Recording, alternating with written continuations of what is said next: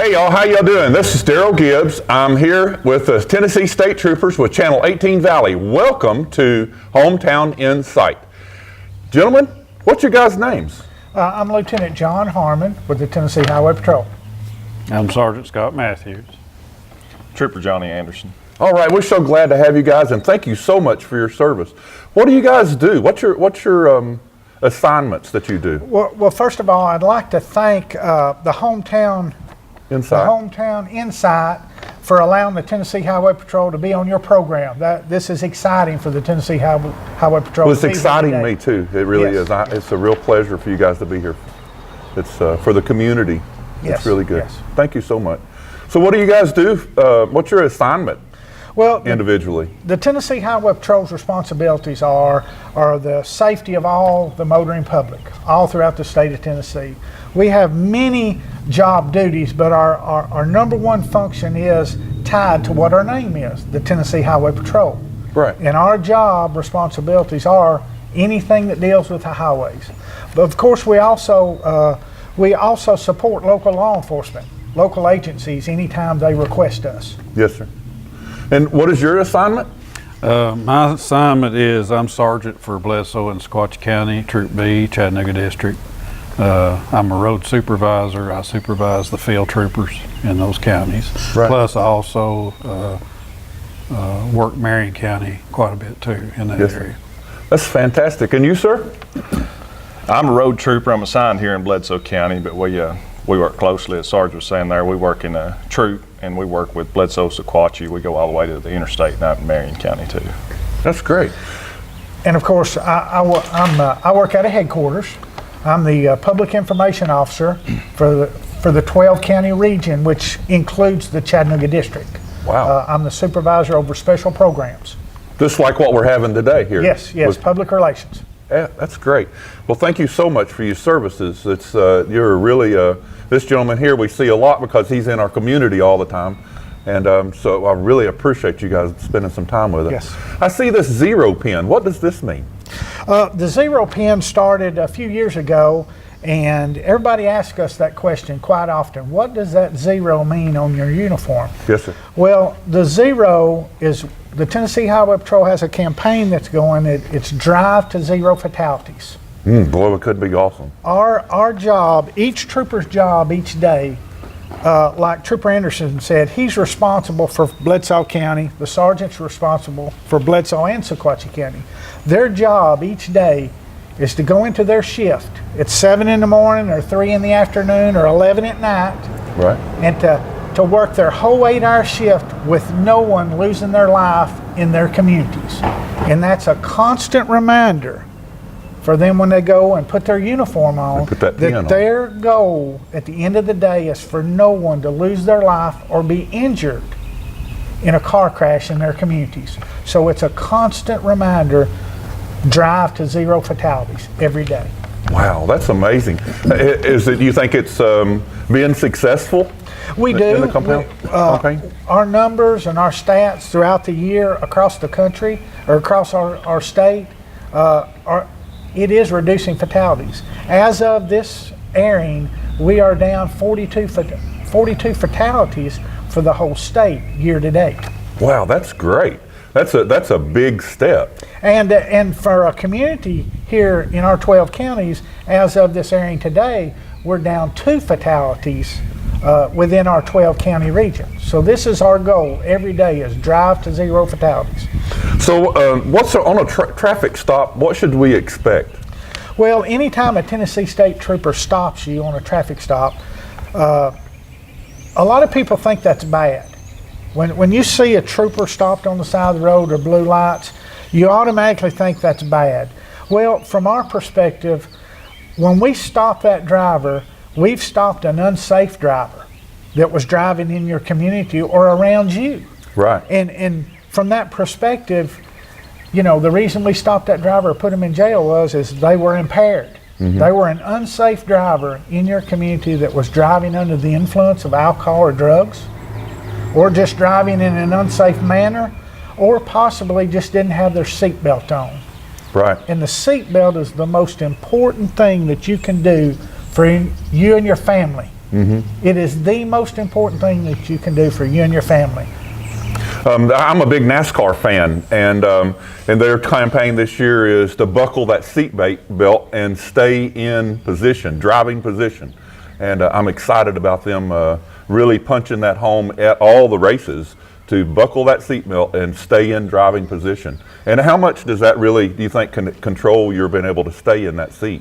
Well, unfortunately, right now, what we're seeing is in our fatal crashes, I would say that right now within the Chattanooga district, I would say over 50% of our fatal crashes where someone is killed in a car crash, in the professional opinion of a Tennessee state trooper that's worked that crash, he's telling us if that person would have had their seatbelt on, they would have survived the crash. That's right. In over 50% of our crashes where someone's killed, if they'd only had their seatbelt on, they would have survived the crash. So it's very important. It is. It's a daily importance. My dad was a professional truck driver and drove, I've got a plaque that was his, that was 42 years of safe driving. He never had a wreck or a ticket the whole time. He drove for three different trucking industries. That's the old time truckers. And so he instilled that into me.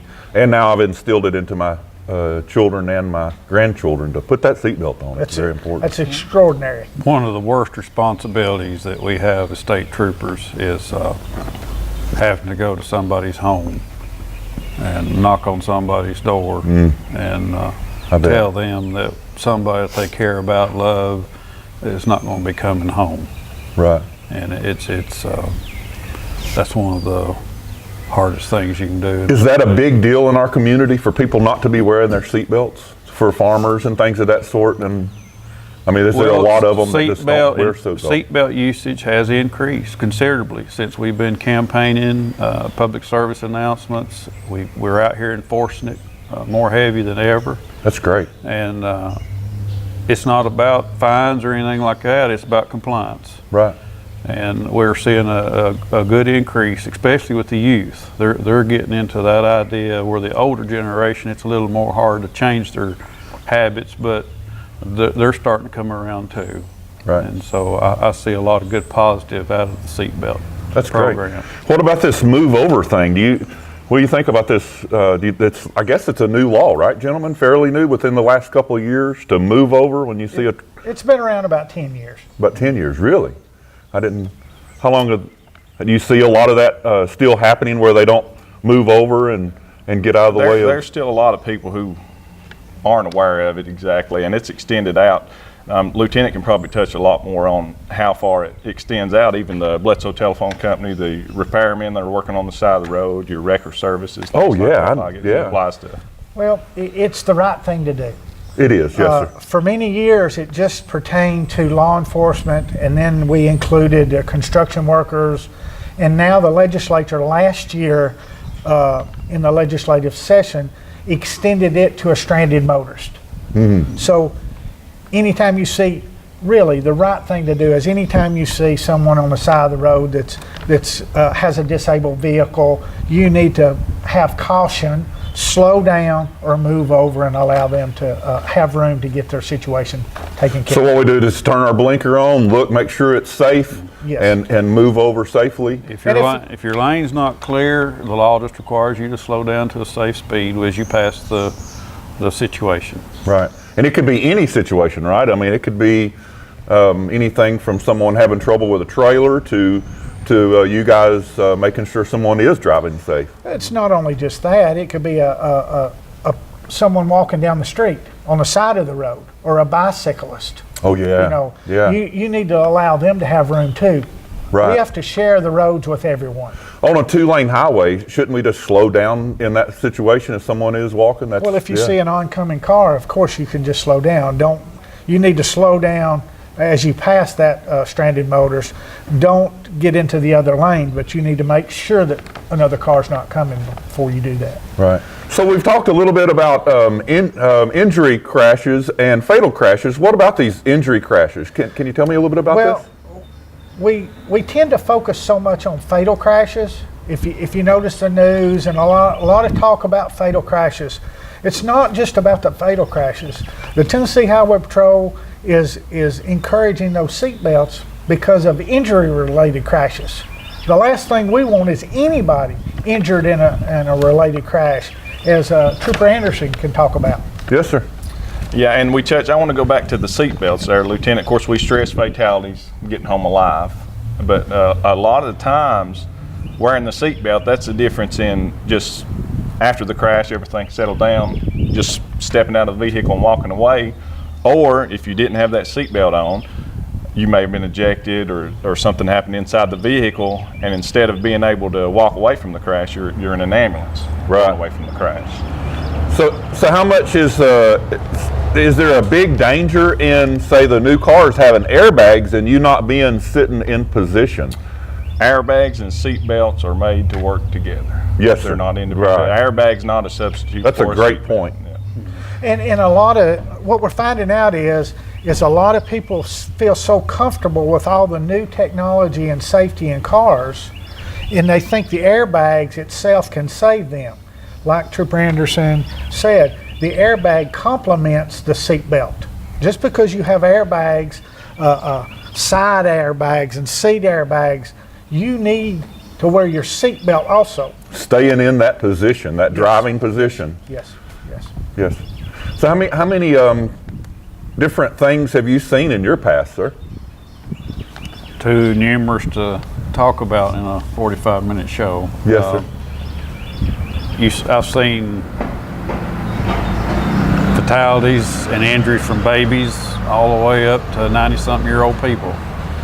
So, And it's all about keeping that seat belt on and putting it on as soon as you get in the car. yeah. Before you turn the headlights on, before you start Just the make vehicle. it a habit. And once you make it a habit, you get used to it. It's second nature. You don't even think about it anymore. That's right. That's It's what I do.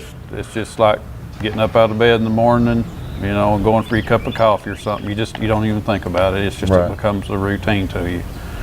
So we was talking about seat belt safety and how many. Touch a little bit more on what it seems like or feels like to the people out there about when you have to go and tell them their loved one has been lost in a fatal accident or even been injured. How does that make you feel? And I know that must be just heart-wrenching for you gentlemen to have to go do this. Well, the hardest part is when you go and knowing you're going to have to tell someone that they've lost a loved one, but it makes it even harder whenever you realize that the death could have been prevented if they'd just had a seatbelt on. That's right. That's right. That's very important, isn't it?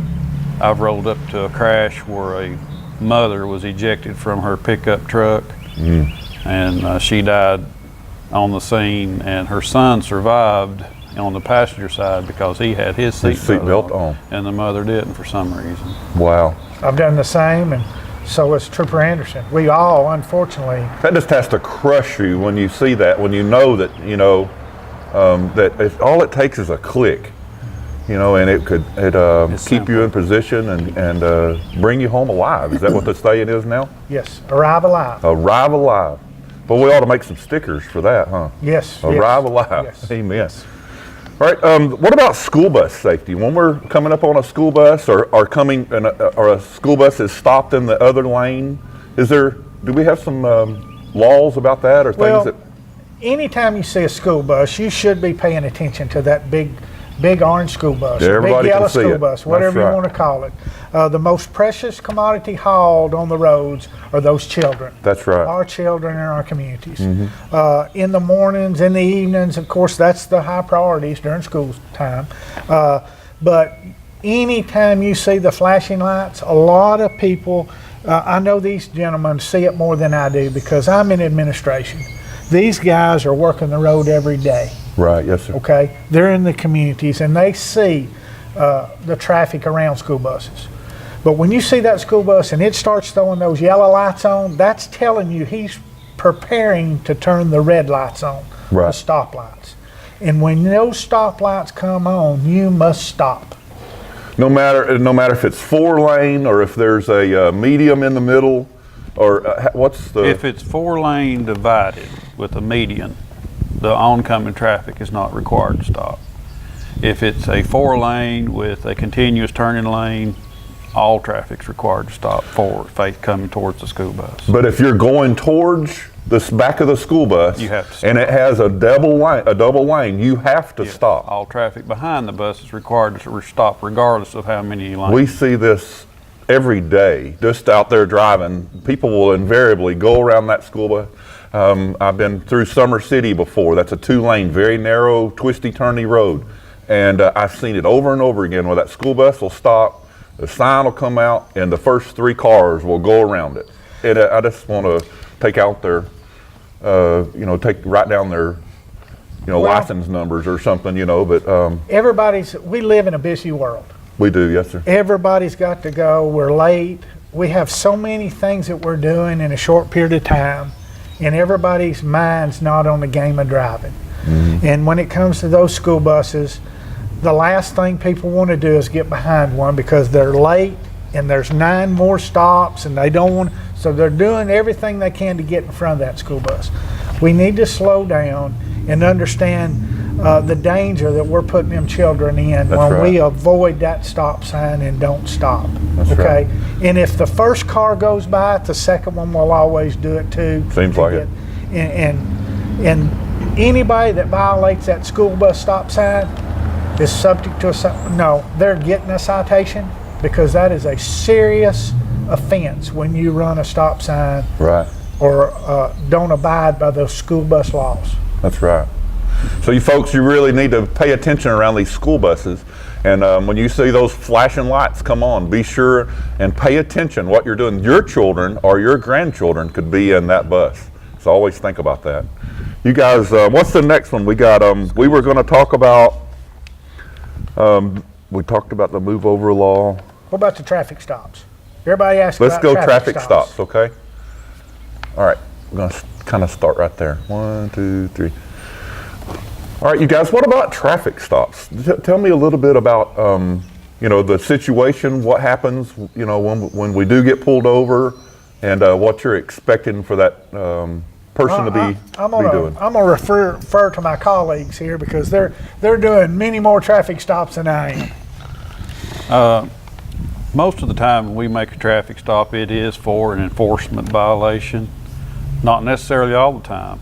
Sometimes something will pique our interest if the vehicle's weaving, or if we see a defect such as a headlamp or a tail lamp out. Sure, that's very important.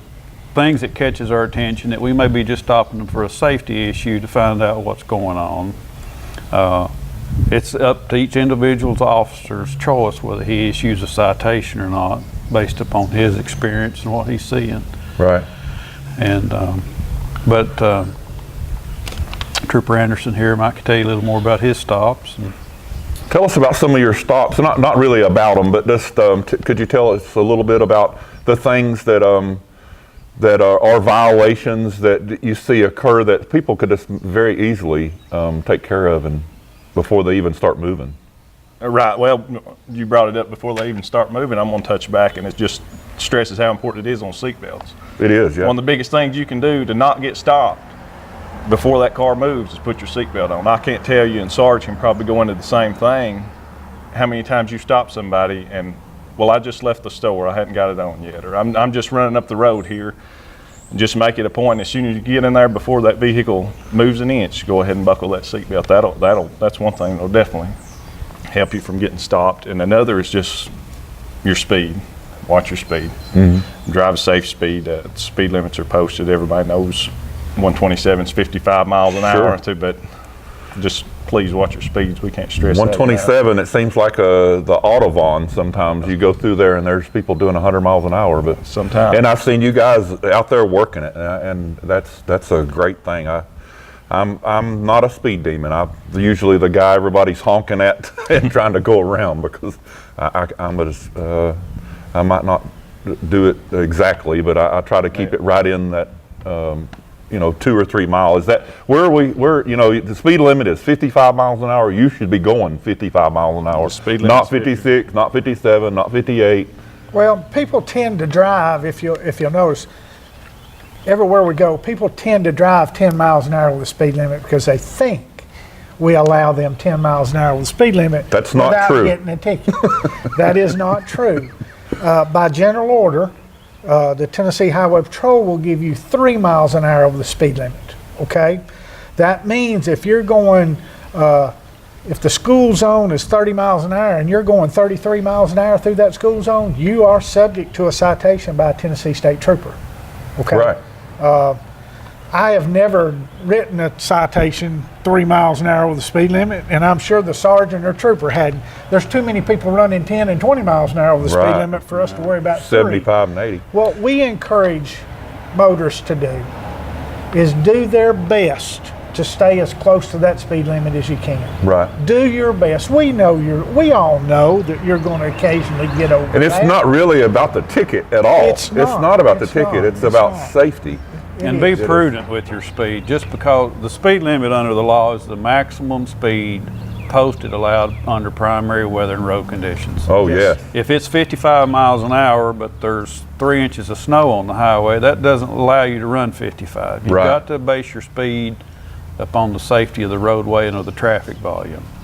And you can still be cited for reckless driving or due care even if you're running 40 in a 55 if the road conditions doesn't warrant it. So it's not just based upon that black and white sign that gives you Right. a posted speed limit that gives you the right to run it at all times. Well, I'm very, very proud of it. I'm 58 years old, and I haven't had a wreck or a ticket, praise God, since in about 30 years. So that's pretty amazing. Just a little fender bender before that. But it's just driving safe, you know, watching out for others and being respectful of others. We could be so much respectful for others. That would be help drivers. So many crashes that we have worked where a person has lost control on a wet road or something and wind up getting injured or killed. Mm-hmm. And it could have just been easily prevented if they'd have just took their time, slowed down. I found out in my years of experience that most people's in a big hurry to go nowhere. That's right, yeah. I'm going to the store, you know, It really and truly, to when you get look some at milk it, or something. 2 right. minutes worth of difference in you driving, it's not worth. You know, I enjoy driving. That seemed a little strange, but I always just I love music, and that's the reason I do the radio show. But and so I'll turn on my music and I just kind of kick back and just enjoy the ride. And we live in the most beautiful place on earth here in the Tennessee Valley. I want to touch base a little bit about horse-drawn vehicles. Okay. Horse-drawn vehicles, we have a lot of them up and down our roads, not just different, you know, sets of people or whatever, but some people just love to have those mules, and we have actually have trains that go up and down. It'll be 5 or 6 different groups of people doing that. What should we be doing when we come upon that, or see anything like that? Well, we're seeing a lot more of that in our communities. We've actually got the Amish communities that are coming into our communities. Right, yes, sir. There's a big Amish community out in Van Buren and Sequatchie County and Bledsoe County. There is, yes, sir. And we're starting to see them come to town. And we recently had a serious crash involving those That was in terrible. Sequatchie County. But like I said, we have to share the roads with everybody. Mm-hmm. They are allowed to be on the road. Right.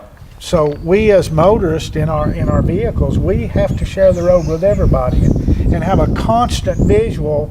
And we hadn't even got to the good part yet about talking about traffic safety, but we actually have to get back to the basic cores of driving. Right.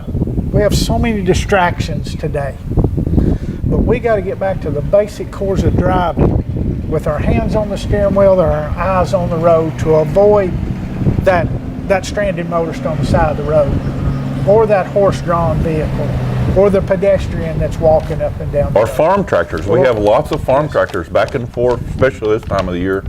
People trying to get their plowing in when it becomes a little drier or whatever. And so when you see those little orange triangles, you need to slow down just like you were coming up on an accident with the blue lights or a school bus. I mean, it's just courtesy. The two troopers here can tell you, they can get more involved on where these the horse-drawn vehicles are, because they're seeing it every day. Where are some of the focus areas for Bledsoe County and Van Buren County that you are Primarily spots? Bledsoe County is Brockdale Mountain. Right. Amish communities moved in there at the Bledsoe Van Buren County line area. Fredonia Mountain in Sequatchie County. I actually worked a crash involving a horse and buggy a few weeks ago where an Amish family, a father, mother, and I think it was 8 children, their buggy overturned from getting struck in the rear end by a vehicle. And they wound up all being taken to Erlanger in Chattanooga. But horse-drawn buggies are required by law to have tail lamps and reflectors on the rear, especially for nighttime use. They're required to operate under the same safety guidelines as a motor vehicle. Right. But they're going so much slower, and traffic is so much faster now. So reactionary time. If a driver comes over a blind hill or around a blind curve running 55, 60 miles an hour and there's a buggy or a horse in the road doing 10 miles an hour, it can be a catastrophe. Don't have much time to stop. Right. But they have as much right, like the officer said, they have as much right on the road as any motor vehicle. Right. Yes. Yes. Gentlemen, I'd like to talk a little bit more about traffic stops and what's going on with them and how you approach that, what we should be doing is sitting in the vehicle. What about traffic stops? Well, from the traffic stop position, as the Sarge and Trooper said earlier, when you're stopped and the blue lights come on, you need to find a safe location to pull over. Right. Now that's not 5 miles down the road. That's as close to and quickly as possible. Right. Okay. And of course, on that same perspective, it don't necessarily have to be a traffic stop. Anytime you see, you're supposed to yield to any emergency vehicle. And not enough people are doing that today. State law, right? State law says anytime an emergency vehicle is approaching you, coming at you or behind you, you are supposed to slow down or stop and move over. Right. Now the reason for that is if the blue lights come in behind you, we may not want you. We may be trying to get to an emergency where someone is involved in a collision or a crash, Right. a serious incident. So you need to slow down and move over. And if the trooper officer wants you, they'll fall in behind you Right. and stop with you. Right. If they don't want you, they're going to go around you and go on about their incident. That and a lot of times when we're approaching you, you need to get out of the way because you're in our way. Right. We're trying to get to that. So as a driver, what should I be doing? Sitting there with my seatbelt on and to get in a safe place. What should I be doing? If that trooper was to stop and pull in behind you, you can assume he wanted you at that Right. time. That's right. Just use common sense as the officer approaches the vehicle. Don't make any sudden moves. Don't be reaching under your seat or reaching behind your seat. Just maintain a normal composure. A lot of people just out of habit, especially men, will reach behind to get their driver's license out of their billfold. We all expect that as officers, we don't expect a gunfight every time we walk up to a vehicle. Right. We understand the public and we understand human nature. Right. And a good So professional. should we have our driver's license out and our insurance card in hand, or should we wait until you ask for it and find out what you want? Or Well, as long as it's not a sudden, unnatural move. like reaching for the glove box? I mean, Yeah, that's- if you it's, just reach around, like I said, a trooper expects you to be reaching around and trying to get your paperwork ready. And so when we approach the vehicle, just have your hands on the steering wheel and good, just good position. sit Have there. your hands where people can see them, where the officer can see it. Right.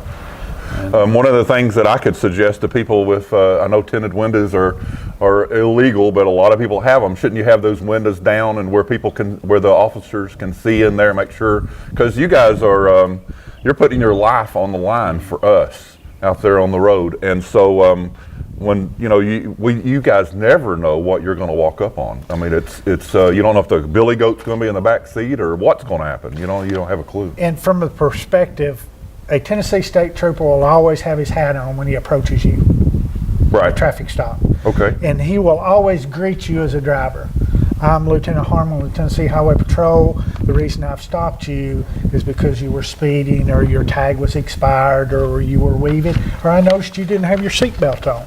Right. But we're that professional organization that will always tell you who we are Right. from the start.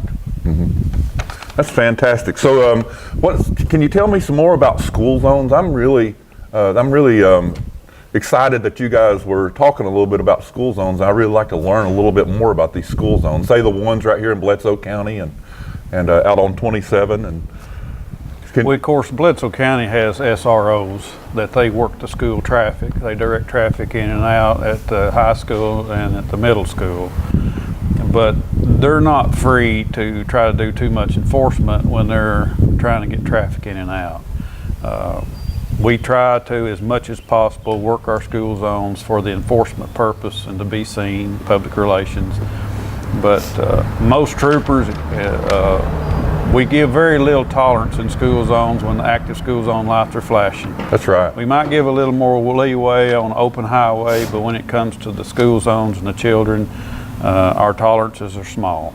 And when those lights are flashing, there's children running every which way. A lot of times Parents they're going not. in and out. Parents going in and out. Buses going in and out. So there's a lot of safety issues there to be paying attention to. And also, Tennessee last year passed a law that requires you to not have any kind of handheld device operating through a school zone. You cannot have cell phones in your hand. You hear cannot that? have anything like that. And that's not just texting, that's phone calls. That's phone calls or anything. anything. You shouldn't be on the phone behind the wheel at all, right? So about school zones, is there any factions or any reasons why anybody should be able to just speed through school zones? Do you guys speed through school zones? Is there any reasons why ever you should have any problems in school zones? No, there's no reason, and really there's no excuse for it. No excuse. Even when we're running on a call with lights and sirens, we've still got to slow down to a safe, prudent speed and make it through that school zone safely. That's right. But there's no excuses. The displays, the flashing signs, the signs, I mean, they're all there.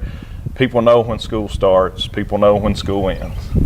And the majority of the people you're stopping in these school zones, or we run across in the school zones, are people that are going back and forth to work. So they're going through that school zone every day. Right. I mean, people are aware of it. Most of it, the people we stop in the school zones are local people, and they know the school zone's there. They're just hoping we're not there when they come through. Right. Now, So- our court systems also, I know for experience here in Bledsoe County with our General Sessions Court, our judge here, he's pretty good on traffic issues, but when it comes to school zones and the children, he doesn't give too much leniency in that part. No leniency at all. That's what I say, it's because just- our kids, like we were saying a little bit ago, they're our future. And so we really need to watch out for them. Society, you know, is like the lieutenant said earlier, we've all got in such a big hurry and we occupy our time, but we just need to slow down for a little 100-yard space. That's all you're talking about. Most school zones about 100 yards Yeah. long, and it's over with. You can go on about your business. Right. So, What about problem areas? Is there problem areas in our area, in your districts that you see more speeding, more Bledsoe traffic County, violations? Bledsoe County 127 is a good long straight road. Yeah. If you're doing over the speed limit on that road, yeah, you're violating the law, but as far as really creating a hazard, it's not that bad. But you take Highway 30 east and west in Bledsoe County, curves. Right. Our hazardous area in this county predominantly is Summer City Road. Because it's so curvy. It's curvy, And- the speeds on that road, the condition of the roadway. Right. Highway 443 and Lantana Road out towards the prison, Lantana. that area. Motorcycles, most of this is from out of county people coming in to ride the curves. Yep. Highway 30 and east and west, they'll want to ride the curves and they'll try to get as much speed as they can. And so that's predominantly Bledsoe County's.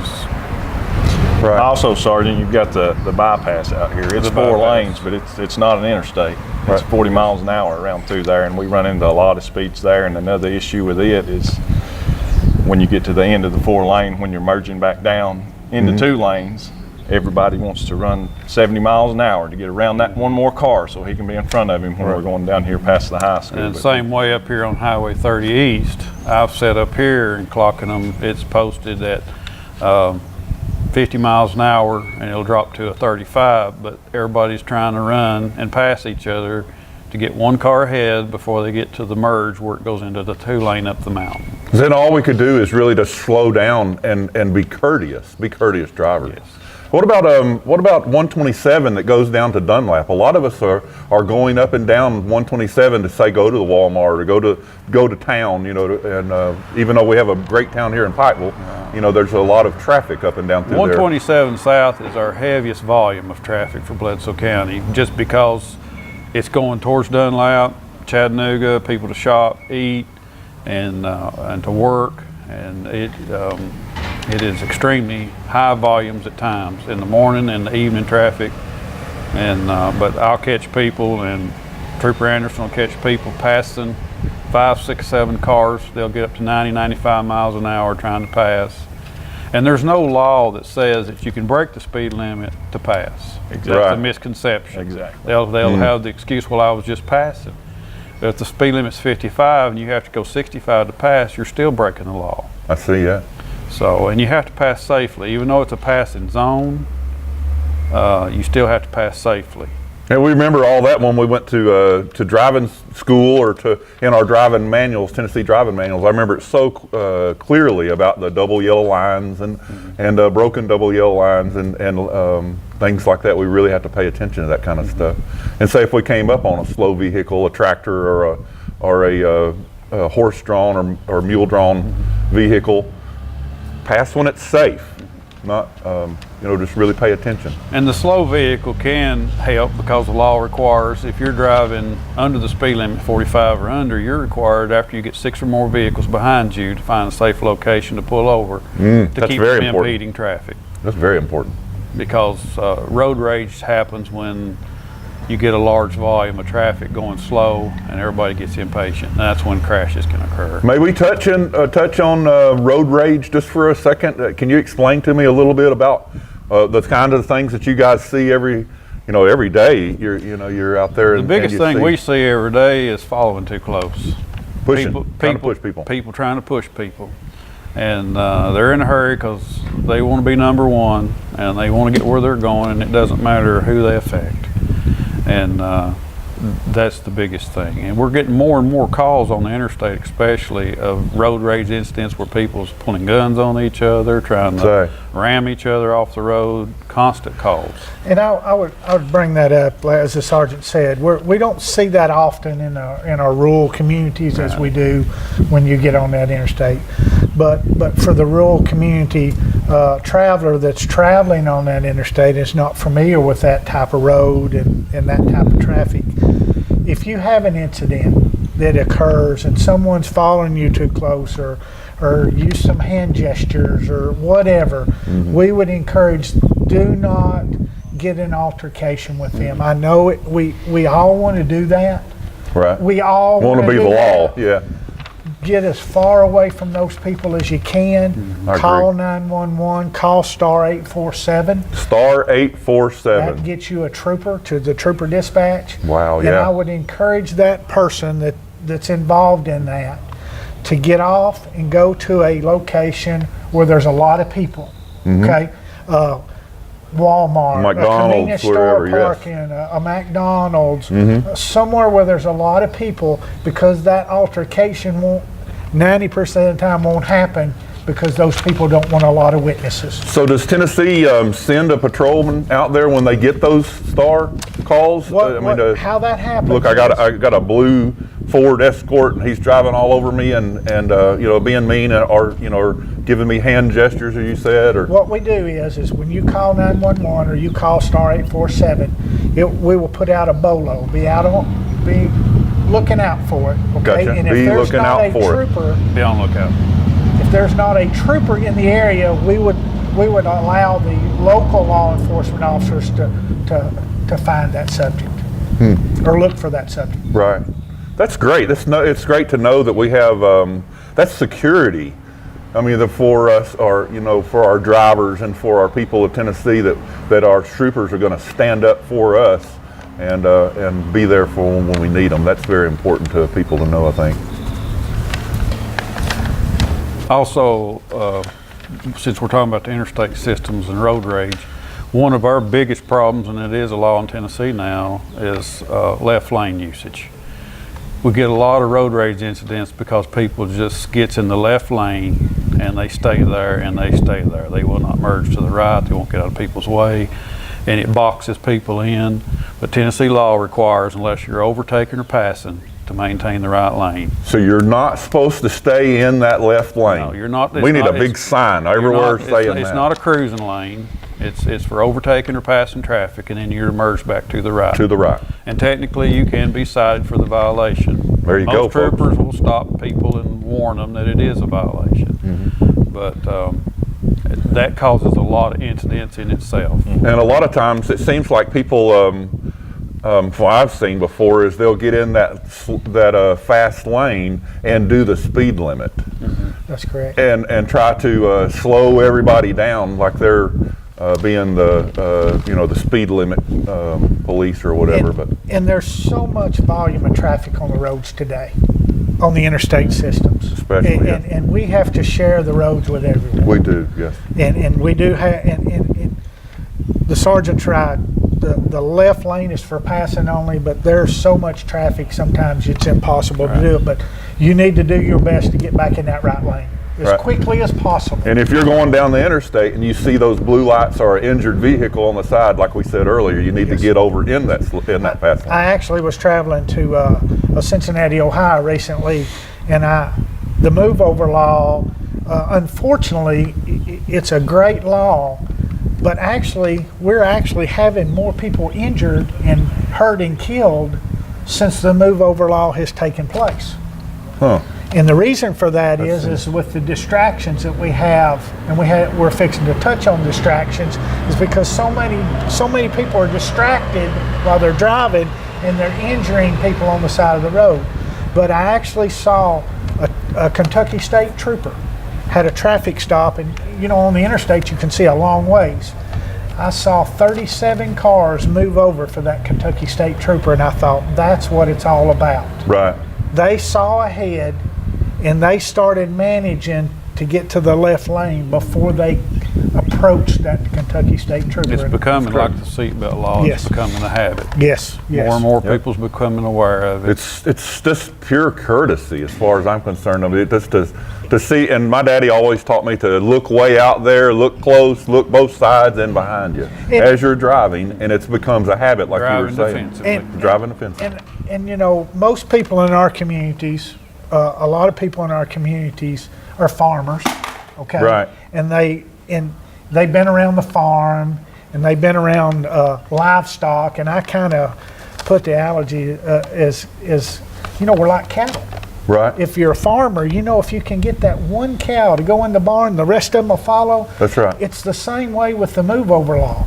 Because if you can get the first car to move over, the second car is going to move over, and when the third it's car is safe, going to go. In the same way with the seatbelt. If you're the leader of your family, you put your seatbelt on, your wife's going to put her seatbelt kids will on, do and it, your grandkids children will do are it. going to do That's it.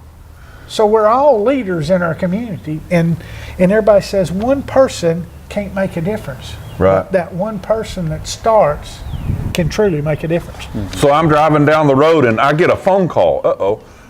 So should I just let it ring and go to my answering service, or should I can't take that phone call because it's illegal, and so should we put it on mute, or when we're driving, or what's some of the things that we could do to be more safer with a telephone? Is to find just a safe place, pull over, and if you need to make the call or receive a call, then take care of business. But if you're on the interstate, wait till you get to the next exit. Don't pull in the emergency lane. That's for emergencies only. Right. Go to the next exit, make your call or receive your call. And like in a rural area here, there is so many places that you can wait 2 minutes, 3 minutes till you get to another spot, driveway or a grocery store or a gas station to pull over and make your call. Right. Distracted driving, it's not going away. It's getting worse, is it not? I consider it an epidemic. I say, yeah.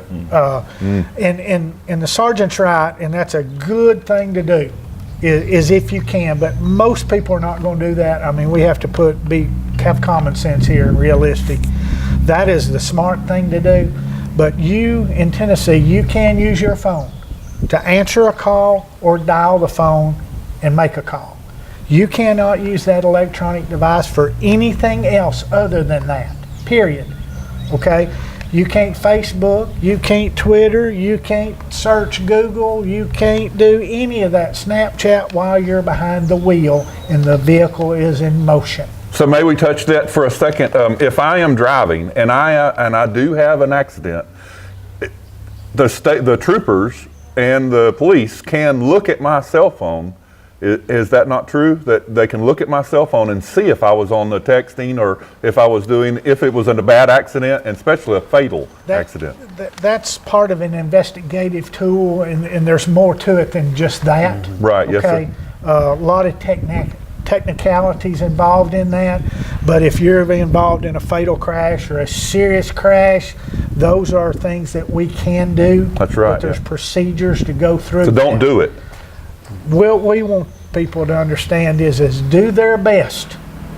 You have to make a self-conscious effort to not read that email Right. or text, and it's not just a young person's problem. Oh no, it's not. Oh, that's right. These right here, you held up a flip phone. Yeah, it's old timey. There's the iPhone. This right here, that's dangerous. This will kill you. Because you're looking at pictures and. Yes, this is injuring and killing people every day. And it's not going away. We have to better utilize these and understand how to use these. Right. And the main thing is put them. It's a new device, by the way. I mean, it's very new. I'm an old man kind of, but you know, as far as time, it's a very new device. So it's something that a lot of people just now doesn't learning realize that if you're traveling 55 miles an hour, you're traveling, for every second you move down the highway, you're traveling 77 feet. Wow. Could you say that again, please? At 55 miles an hour, every second that your vehicle's in motion, you're traveling 77 feet. So in 2 seconds that you've looked on your phone, you've went 154 feet in 2 seconds that you don't know what was there. Wow. That puts it in perspective. And if you're looking at 3 seconds, 4 seconds, and that's at 55. And you're doing 75, 80. You're really, your distance traveled is increased. Yeah. And distracted driving is not just a young person's problem. It's not a female problem. It's not a male problem. It's everyone's problem. It's Right. a mature driver. It's a young driver. And it's us out there everybody. driving that's not doing it. I mean, it could affect so many things. Yes, yes. So and it's not necessarily me on the phone or you on the phone. Everyone has to drive defensively and watch out for that person that's approaching them, because they could be on that phone and cross that double yellow line. Right. Our pedestrian crashes in the state has increased. People crossing crosswalks and roadways have been struck by people using their electronic devices. They're not watching, not just for cars, but people. And that's an issue the Highway Patrol is having to start to dwell on. Is Pedestrians have the right of way in the state of Tennessee, is that correct? Well, they have to cross safely. They can't just walk out in traffic and expect the traffic to stop. Right. But we're seeing an increase in pedestrian crashes because people are not paying attention. They're not watching. But on this distracted driving, I mean, I myself, I've sat and I've thought about it, and the phone calls, the text messages, the Facebook, anything. I can't imagine one thing that could be so important to lose your life or take somebody else's life. There's no message, there's no phone call that important. I mean, that's just something you really got to think about, the people you're putting in danger. Just to glance down that and see what somebody posted, you know, the people you Somebody's little baby or whatever, yeah. Yeah, there's nothing that important. No, it's not. That's right. So can we talk a little bit about Sequatchie County and what's some of the problem areas that are in Sequatchie County? Right. Well, we spoke about 127 South there. It runs on into Sequatchie all the way to Dunlap there. Speed's a problem there. But our main issue, and I think Sergeant would attest to the same thing here, is Highway 111, Highway 8 in Sequatchie County. It's a good road. It's a straight road, and it's not really heavy traffic a lot of the time. And there's a real issue with speeding and seatbelt usage up there. We don't have a lot of crashes on that roadway, but when we do, it's usually very severe because of the speed. It's the high speed. It's posted, you know, and I can attest, and Trooper Anderson can attest, I've clocked them over 100 miles an hour several times on the road. And the speed changes a lot as you work your way Back through and forth. Sequatchie County. Yeah. It drops from 65 That's a brand to new road 60. through there too. It's a good road. It's a good road. On those crashes like that, are they a lot of times people that live around there, or are they strangers for our area and just passing through, or Both. Both. Mixture of both. Yeah. so we should just slow down, slow down and enjoy the ride. Yeah. Can I ask you guys a little bit of something personal? Why did you get into the state troopers, and how long have you been doing this? Well, I'm going on my 24th year. Yes, sir. And I can tell you I'm still as passionate about it as I was in 1995, February 21st, 1995 on midnights. Wow. I can tell you exactly. Started at the Manchester Scales is where I started my career. That was a tough one. I've had a very, very rewarding career and still rewarding. When a Tennessee State Trooper puts his uniform on, it's the most prestigious law enforcement officer's uniform in the state of Tennessee. I agree. I've had many duties within that 23 years, and very honored for anything that they allow me to do.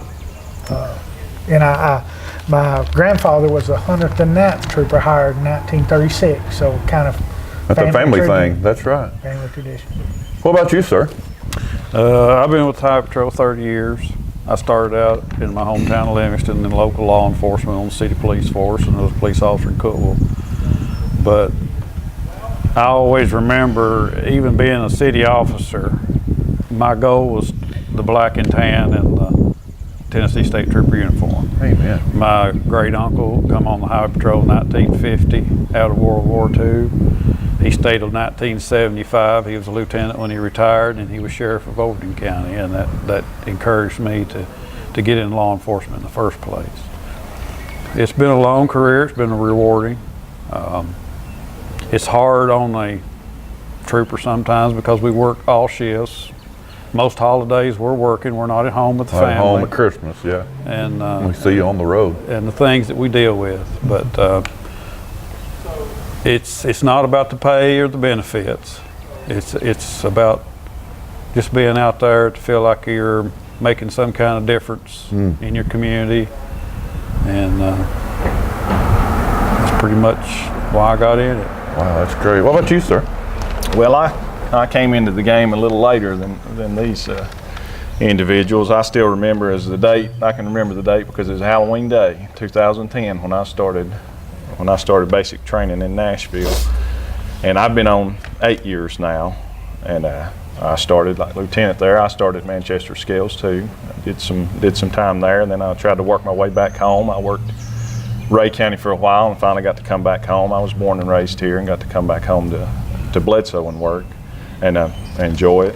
I love it. The hours sometimes are a little bit of a struggle, like Sergeant was talking. You may see me taking a lunch break in my uniform watching a ball game because I got 4 kids here. So if you ever see me there, I'm not skipping out on work. That's usually where I take my lunch break to go spend some time with my family when the hours don't work out. And at 19, I went to work at the prison. I spent 11 years out there, and the opportunity came along to step into this. And it's just an unbelievable opportunity, like they spoke to, just to get a chance to come and do a job like this. And I remember going back. I was talking to a lieutenant on our way up here. One of the first impressions of the Highway Patrol I got. I lived up on the mountain when I was growing up, and one day I was going to run a Little Mountain Video up on Highway 30 to rent a movie, and went out and got there and realized, well, I forgot my wallet. I'm gonna have to go back to the house. And in the time that I'd been in that store, realized I forgot my wallet, turned around to go back home. At Highway 30 and Griffith Road, the Highway Patrol would come out of nowhere and set up a roadblock. There's 5 or 6 cars and signs and people in the road.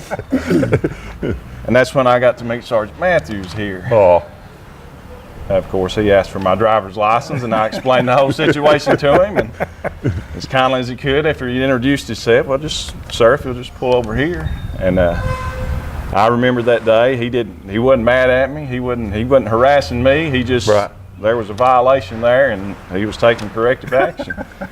He gave me a ticket, and but I remember thinking, he saw something was wrong, and he was going to take care of it. And he wasn't doing it to harass me. He wasn't doing it to get a fine. He was doing it because there's a law, you got to carry your driver's license, and I didn't have my driver's license. Right. I mean, that was my excuse, but the law don't, the law don't allow for that. So he took that action, and that really stuck with me. That he was courteous to me, kind to me. I enjoyed meeting him, but at the same time, he corrected that action, and Sure. I made it a point to make sure I had that driver's license Next time, that's right. And, You don't forget it, do you? When you work a small area community like Bledsoe County, and I've lived here 20-something years, there's not many people in the county that you haven't had to deal with. But you don't know. You're here you've not every had day. to either pull over to write a ticket or give a warning, or in the worst case scenario, work their loved one's crash. But I pull people over all the time in Bledsoe County, and I'll walk up there and they'll say, well, hey, Scott, and I'll say, well, hey, John, Yeah. and we'll take care of business. It Yeah. may be a warning, it may be a ticket, That's right. but I still have a responsibility in my community. May I ask you guys, as I got you guys all together, what do you give more, tickets or warnings? Usually a state trooper, if we're going to initiate the traffic stop, it's serious enough. It's to catch something. It's It's already serious enough that we're going to take some kind of action, either a verbal warning, written warning, or what we call a hard copy. That's a ticket that we're issuing you that you'll have to either appear in court or pay. Right. And two-lane highways are dangerous enough to try to stop traffic on. There's no shoulders in Bledsoe County. So if you see us on the side of the road in Bledsoe County, it's usually for enforcement action. Well, I think you guys ought to get a cape. You are our heroes of America, and I mean that from the very bottom of my heart. I think that I'm thank God that you guys are here for us, and that you love your communities that you work in. And I love Bledsoe County, and I know you guys do. And I sure appreciate you, and I really believe that you guys are real heroes, the Superman of Tennessee. Well, I wouldn't go that far now. Well, I do. I've seen you guys. It's kind of neat how this wound up.